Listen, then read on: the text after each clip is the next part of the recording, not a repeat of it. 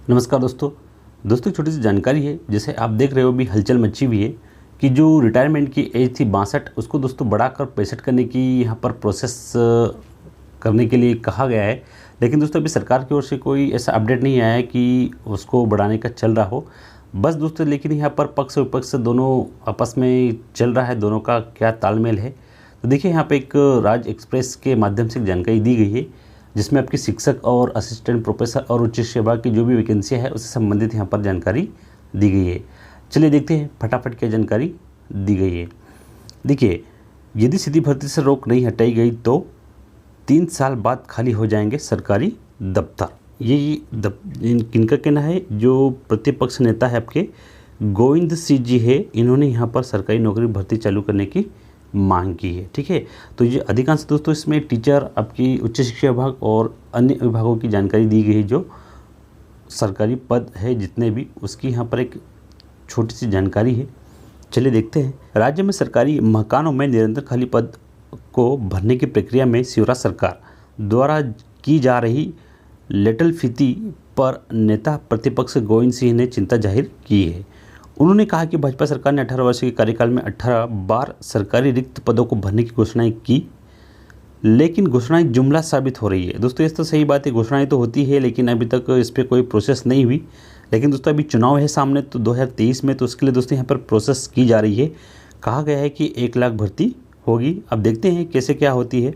मध्य प्रदेश में कई विभागों में सरकारी नौकरियों में सीधी भर्ती पर रोक लगी हुई है। ऐसे में साल 10 साल कर्मचारियों की सेवानिवृत्ति हो रही है, लेकिन उनकी जगह सरकार द्वारा नई भर्ती नहीं की जा रही है। उन्होंने कहा कि यदि सरकार ने सीधी भर्ती पर रोक नहीं हटाई तो करीब 3.5 साल बाद सरकारी दफ्तरों में सन्नाटा पसराई दिखाई देगा।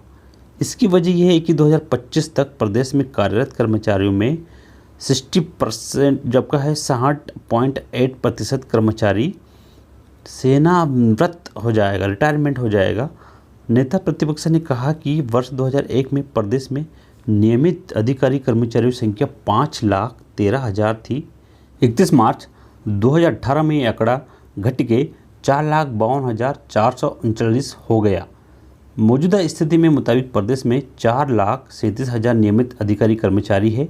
नेता प्रतिपक्ष ने कहा कि शासन को अभी बड़े विभागों को छोड़कर 36 विभागों में रिक्त पदों की जानकारी प्राप्त हुई है, जिसमें से 40,000 पद बताए गए हैं। सभी 56 विभागों में लगभग 53,000 से ज़्यादा पद रिक्त है, जिसमें सबसे ज़्यादा 30,000 पद स्कूल शिक्षा विभाग जो आपके टीचर है के हैं। दूसरी ओर प्रदेश के 33,000 स्कूलों में एक शिक्षक के भरोसे स्कूल चल रहे हैं। इस क्रम उच्च शिक्षा विभाग के अंतर्गत 14 सरकारी विश्वविद्यालयों के कॉलेजों में 1,193 प्रोफेसर के पद रिक्त है। अतिथि शिक्षकों के भरोसे कॉलेज चल रही है। दोस्तों ये तो सही है, जो गेस्ट फैकल्टी के माध्यम से ही जो कॉलेज है वो संचालित हो रहे हैं। सैकड़ों प्रोफेसर रिसर्च कक्षाओं के साथ विश्वविद्यालय के कार्यालय के गैर शैक्षणिक कार्य कर रहे हैं। उक्त आंकड़ा यह दर्शाता रहा है कि स्कूल और कॉलेजों में शिक्षकों एवं प्रोफेसर की भारी कमी से शिक्षण कार्य प्रभावित हो रहा है।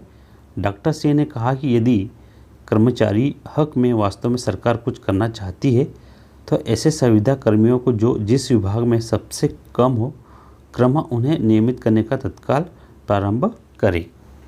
बिल्कुल सही बात है दोस्तों। आने वाले समय में क्या है कि कई विभागों में जो कर्मचारी है रिटायरमेंट हो रहे हैं, तो दोस्तों उनकी जगह पे नई भर्ती होना चाहिए। लेकिन यहाँ पे दोस्तों अब घोषणाएं तो कर दी गई है, लेकिन देखते हैं आने वाले समय कब प्रोसेस होती है।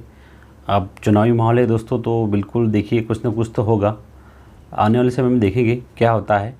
बस दोस्तों छोटी जानकारी आप तक पहुंचाना था। अगर आपको जानकारी अच्छी लगी हो तो वीडियो को लाइक, सब्सक्राइब और कमेंट जरूर कीजिए। चलिए मिलते हैं स्टूडियो में। जय हिंद, जय भारत।